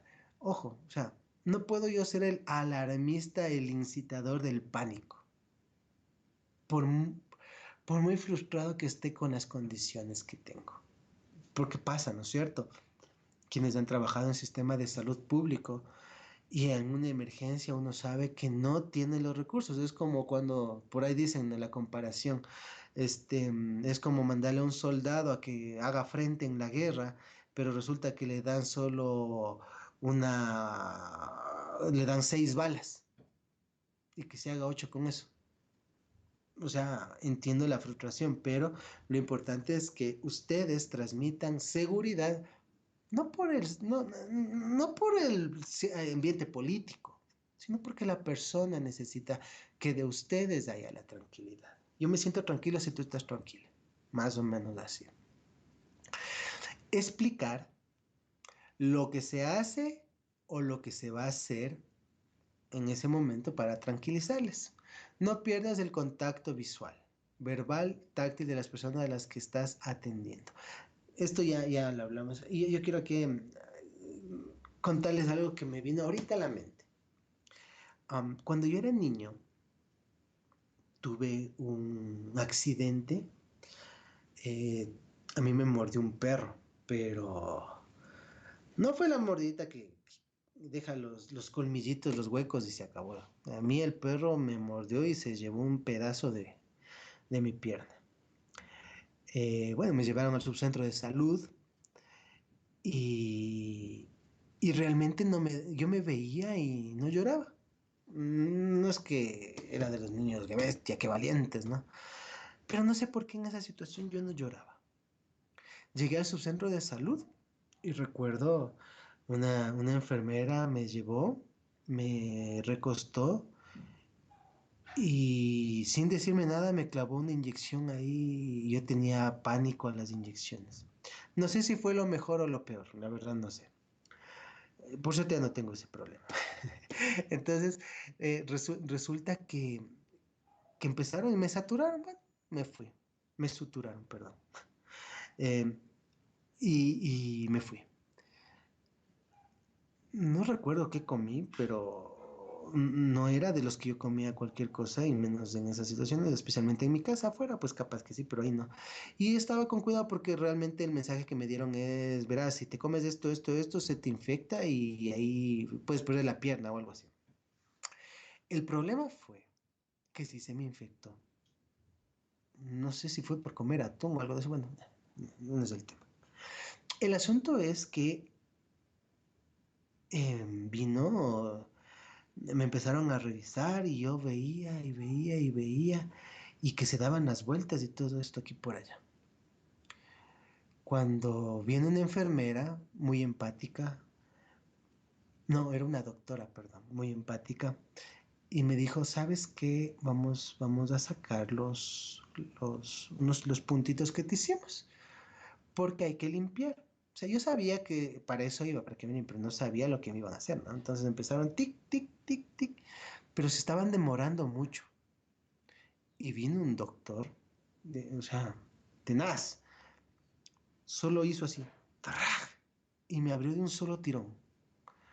Óiganme, eso me hizo gritar. Y peor aún después que me tenían que poner, creo que son mechas, o algo así era. Ese día vi el dolor tenaz. y agarré un terror a ir a ese subcentro. O sea, es que fue un dolor espeluznante. O sea, no me avisaron nada, no me dijeron nada. Vino el doctor, me abrió de una. Después lo único que hacían es meterme unas cosas ahí, unas mechas, recuerdo que era creo lo que me decían. En fin, para no alargar la historia, porque no es el tema, a lo que iba es que eh, el impacto que eso puede generar en un niño es fuerte, ¿no? Y obviamente em, la visión que uno puede empezar a tener del sistema es distorsionado, ¿sí? Después, obviamente, como tenía que ir ya después todos los días, creo que era, ya no recuerdo ni bien cómo era la vuelta, em, ya como era un grupo, un equipo que siempre estaba, entonces ya me conocían y pues obviamente me, me atendían ya como con más carisma. Hasta que volvió a llegar el doctor que me abrió la pierna y lo primero que le dije es, de ese doctor no quiero, y salí de ahí. Era un niño. Entonces, imagínense lo que puede generar, ¿no? Entonces, aquí lo importante es que nosotros entendamos que hay situaciones que van a ser complicadas, pero es importante decirles. Es importante la honestidad dentro de eso y obviamente en el lenguaje que la persona entienda. Un niño va a entender de una forma, un adulto de otra. Dice, explicar lo que se hace y lo que se va a hacer para tranquilizar. Es justamente lo que estaba hablando. No pierdas el contacto verbal, físico, visual, verbal y táctil. Escucha para que la víctima pueda desahogarse, exprese sus emociones y sentimientos y comunique qué necesidades tiene. Esto es fundamental, porque a veces llegan y no nos preguntan ni cómo estamos, sino tú haces esto, tienes que hacer esto, te fuiste para aquí, te fuiste para allá, qué era lo que pasaba. A ver, recuerda, por ejemplo, en los casos de violaciones, hay esa parte que se llama eh, revictimización, o sea, lo que se conoce como revictimización, que implica que la persona violada o la mujer violada tenga que revivir con lujo de detalles lo que vivió, lo que pasó, para que en los peritos conste todo eso. Entonces, es complicado, ¿no? Entonces, en este caso, en primera instancia, lo ideal es que la persona nos comente lo que desee comentar, pero nosotros sí darle la apertura que estamos dispuestos a escuchar lo que ella desee hablar o esa persona desea hablar. Permitirle expresar sus sentimientos y emociones, porque lo primero que nos dicen, por ejemplo, a los hombres es no llores o ya va a pasar, pon de parte, o en las familias son tenaces, muchas de las veces están depresivos, ya pues oye, alguna vez escuché un chico que intentó matarse, suicidarse, um, que el papá le había dicho, ya pues pon de parte eso de estar deprimido es solamente para los débiles mentales. Y el chico entró en un caos, ya no podía ni expresar nada y se intentó ahorcar. Afortunadamente la hermana entró por alguna situación y lo encontró ahí casi, casi agonizando y le lograron salvar, pero entendamos, o sea, el permitirle hablar, el expresar las emociones es fundamental para que eso no se quede ahí y no sea caldo de cultivo para que desarrolle otros pensamientos, otras patologías destructivas sobre todo. Estar alerta detectando necesidades para reforzar y apoyar tanto a las víctimas como al resto de los miembros del equipo de emergencias, ¿no? Siempre alerta de todo lo que necesitemos. ¿Y qué no debe de hacerse sobre todo? Discutir con las personas alteradas o irritadas, es decir, ¿para qué? Entiendo que están así, le hablamos, o sea, entiendo que están conflictuadas. Entonces, yo no puedo entrar en una discusión con alguien que emocionalmente está afectado. Intentar, y de hecho no deberíamos entrar en discusión, intentar hacerle entrar en razón a las víctimas con, bueno, dice consejos y explicaciones que no pueden asimilar en esos momentos. Es decir, a lo que voy um, es decir, no decirles tranquila, no va a pasar nada, va a estar bien, no te preocupes. No es que no sea creyente, pero a veces dice, ya es una decisión de Dios y todo eso. O sea, capaz que sí, pero en ese momento capaz que necesita otros mensajes, ¿ya? Cortar el llanto o las manifestaciones del dolor, lo que yo les decía. No, no está bien decirles, ya no llores, ponte bien, deja de llorar, no sacas nada llorando, etcétera, etcétera. Seguirle la corriente o darle la razón por los hechos acaecidos y que deberían ser analizados con tiempo. Es decir, en ese momento es importante reconducir los pensamientos que pueda tener. No, es que ya perdí todo, entonces ya para qué, no vale la vida vivir. Y no puedo decirle, o sea, sí, o sea, pero ya, o sea, hay que trabajarlos en el momento adecuado y en esa instancia posiblemente no sea lo más recomendable. Mentirle, es decir, voy a ponerme exagerado, ¿no? O sea, no es que, no es que eso lo haría, pero poniéndome exagerado, qué sé yo, a una persona que va a ser amputada la pierna, decirle, no, pero tranquilo, capaz que en ese último instante se dan cuenta que no y no te la cortan, o sea, más o menos así, no, o sea, hay que ser honesto, pero esa honestidad no tiene que ser una puñalada, sino un mensaje con la verdad, pero que tenga su connotación de comprensión y empatía. Dar las falsas esperanzas, que era lo que le decía, es decir, eh, mentirle, o sea, mentirle. ¿Para qué vamos a entrar en ejemplos que capaz nos saquen de contexto? Entonces, eso es lo que nosotros debemos ir trabajando durante ese momento. Reitero, la comunicación, la escucha, la empatía son fundamentales aquí. La visión, el autorreconocimiento de cómo yo proceso los momentos y momentos de intensidad me permitirán a mí saber cómo actuar frente a estas circunstancias. Tengo que tener esa capacidad de mirarme y saber que si estoy en esta línea de trabajo, puedo verme en estas situaciones y yo necesito saberlas manejar. ¿Qué quiere decir eso? Si en este momento no lo hago, tengo que buscar ayuda para aprender a manejar estas situaciones, aprender a controlar mis emociones, aprender a regular mis emociones, aprender a trabajar mis emociones. Eso es lo que yo debo de hacer como responsabilidad propia para yo poder ser ese mensajero de tranquilidad, ese mensajero de seguridad, ese mensajero de ayuda hacia las personas que están viviendo una situación fuerte. Tengo que ser empático, muy empático con las personas, entender que están viviendo un dolor. No puedo yo ser parte de su dolor. No debo ser parte de su dolor. Tengo que yo ser esa persona que de cierta forma le transmita tranquilidad. Cuando me vea, diga, wow, o sea, al fin tengo un momento de paz. ¿Sí?